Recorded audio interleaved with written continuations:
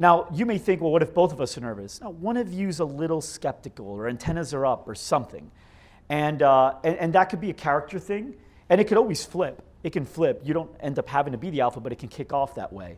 But when I start leading the call, like I did, I'm the alpha. And that's okay, because in this relationship, she's hiring a what? Huh? A trainer. That's supposed to be a what? A leader in the industry. And I'm supposed to follow your lead. And the moment I already feel like that's how this relationship is, I go along with it. You ever hear of the friend zone? Not in business, in like dating. Raise your hand. Girls may not as much as guys. Raise your hands if you feel like you've ever been in the friend zone. Liars. Raise your hands high. No one's going to judge you. We've been in the friend zone. You've never been in the friend zone? Maybe in elementary school. Okay. Mr. Stud. Okay. So the friend zone happens quickly. And ladies, once the man is in that friend zone, it's hard for him to be out of the friend zone. He can get there, but would you admit it's a lot of work. It's a lot of work. And that happens pretty quickly. He doesn't earn his way into the friend zone over time. Usually that happens with like first impressions. And you've probably dated guys that may have been less nice, less valuable as far as like who would be great in a relationship, less attractive maybe even, than some guys that have fallen into your friend zone because they made a better first impression right off the bat, right? They intrigued you right off the bat.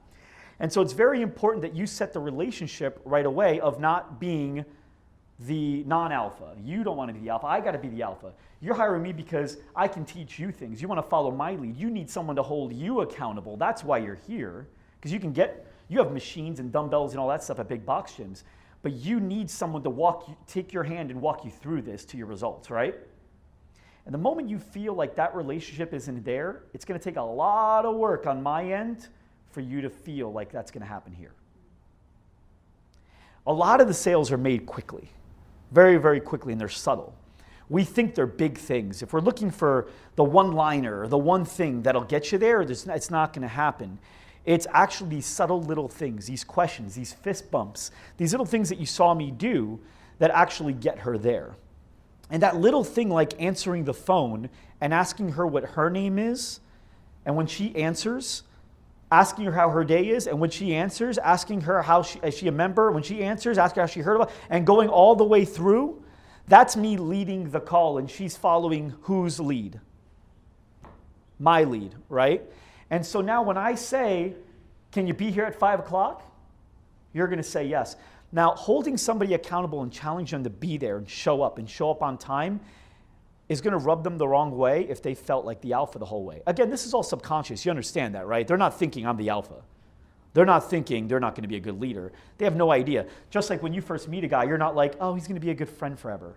You're like just not thinking anything. You're just, your mind and body are just doing things that are basically saying friend zone. Okay, so with this question and you're leading them down, now I can challenge you at the end because I'm the alpha. So when I say, you say 5:30, right? Go ahead and say 5:30. 5:30. Okay, awesome. Now here's the thing. I'm going to be there at 5:30. Joe, you going to be there? I'll be there at 5:31. You know what? Here's the deal. I'll be there at 5:31 if you're there at 5:31. I need 100% you're going to be there. I'll be there at 5:31. Because I'm going to make sure I meet with nobody else but you at 5:31. Perfect. Deal? Deal. See you there. All right, see you there. That would rub her the wrong way if I wasn't the alpha. If I let her lead the call, she'd be like, dude, come on, enough. I'll be there. Stop hard selling me. I'll be there. But when you led the call, you guys have clients, right? Do you talk to your clients like that sometimes? Do you have relationships with people where you can go, dude, you gonna eat good this weekend? Seriously, I'm gonna ask you on Monday if you ate good. You're gonna tell me the truth, right? Do you guys have relationships like that with people? The reason you can have those relationships with them is because that's the relationship. But you can also develop that right from the beginning, and you do that the way I taught you with answering the phone call. Okay? Now, sometimes they'll start asking you questions. Now, when they do start asking you questions, you answer them, but you answer them in the form of a question. So now, excluding price, because we're going to get down to price, because do you guys see how pricing will come later on if you're doing what I'm telling you to do? Yes? Okay. So give me another question that people typically want to know about the gym or about how things work or if this is good for them or anything like that. A lot of people just ask, so can you tell me, so what's this place all about? So what do you know about it so far? I just have a friend that comes here and she saw awesome results in 10 weeks, but that's all that I really know. I know Okay. she works out a lot and that's about it. Okay, you got it. So basically what we like to do is get people in really great shape in a fun way, and we use martial arts as a way to get there. So far, did that make sense? I'm like saying that as I go. Did that make sense? Okay. All right, great.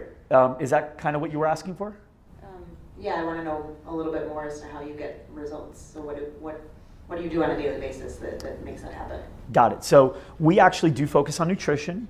We also focus on the strength training and make sure that you're actually burning calories at a very high rate in a way also that allows you to burn fat even after you leave because we're increasing the metabolism too. Does that make sense? Yeah, that makes sense. Before I go on, is that kind of the question you were asking? Yeah, that and then so it sounds like you work out a lot. Like, how many days a week are you working out then? I don't know the answer to that question. What's the answer to the question? 6. 6 days a week? Okay. We generally work about 6 days a week. Is that like a lot for you, or does that sound like something you're ready to commit to? That's a lot, but I have this bum knee. I used to run a lot, and now it hurts, and I don't know if I can commit to 6 days. Is it you don't think you commit to 6 days because you think the knee is going to be a problem, or you don't think you can commit to 6 days because you're afraid that you don't know what to do and you might hurt the knee? I think that the knee is going to be a problem. If I were to tell you that we work with people that have knee problems and some of them are pretty severe, and we actually will modify the programming so that not only can we avoid hurting it, but also strengthen it so you don't hurt it doing something silly like going down a stair, would you be open to considering doing a program like that, or are you still like, no, dude, I don't believe you? Yeah, no, that would be good. I don't really know how to strengthen it. So. Okay, you see what I did there? And what I did was I put her in a box. So when you're asking a question, you want to ask it in multiple choice. And the other option is the decoy.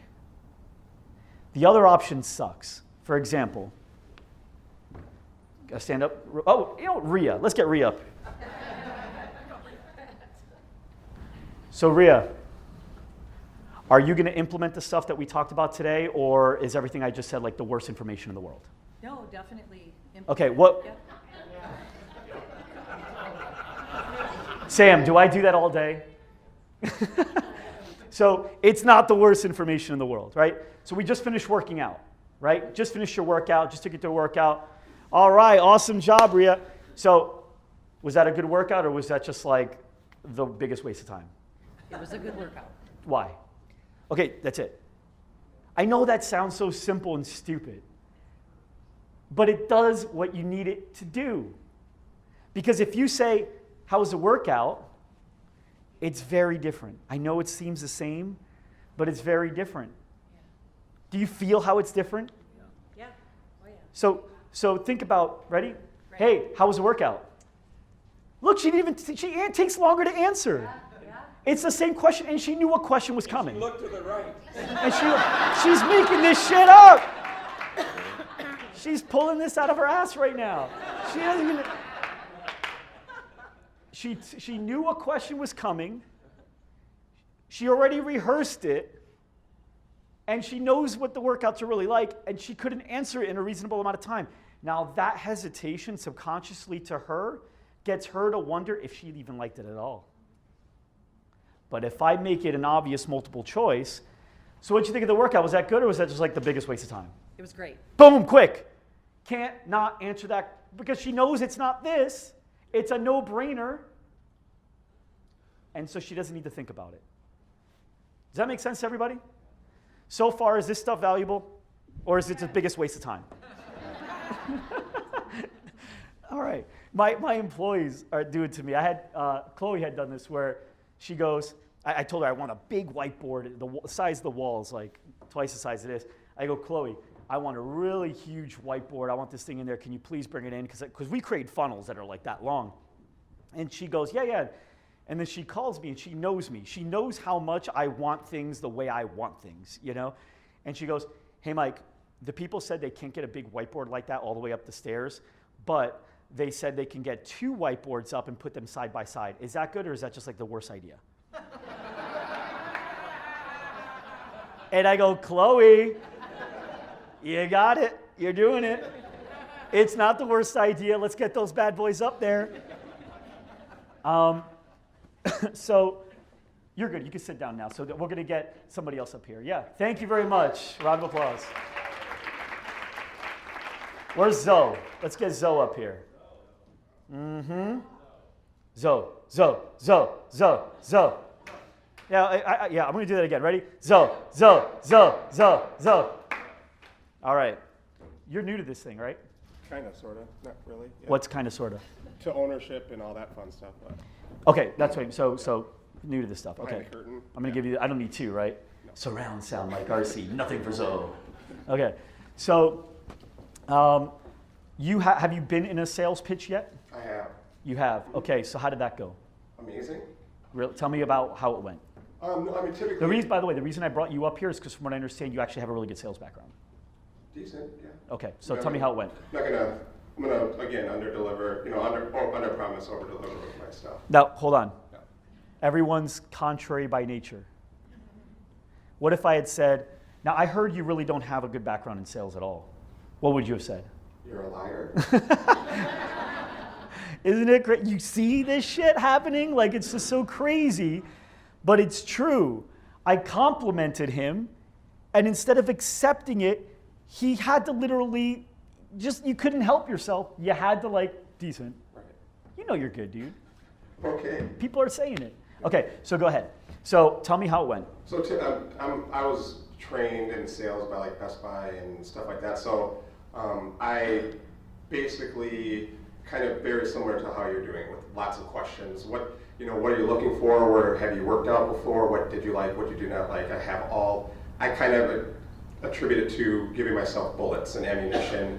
I'm already overcoming your objections and learning all about you, your likes, your dislikes, before I'm even starting my pitch, and it's a conversation method.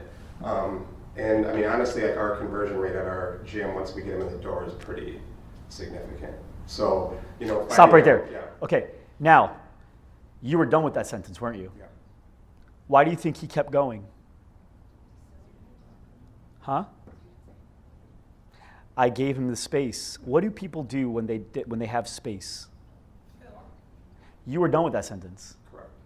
But you kept going because you felt I wasn't done. Right. So here's another thing. He's great at sales. And even somebody that's great at sales can always fall. You knew that already. There's no way you didn't know silence is golden in sales. Somebody's experience is you. You knew that. Just like you all know that a pizza's bad, yeah, and I know pizza's bad, but what did I have at 12:30 at night last night, Sam? Pizza. What a sloppy mess.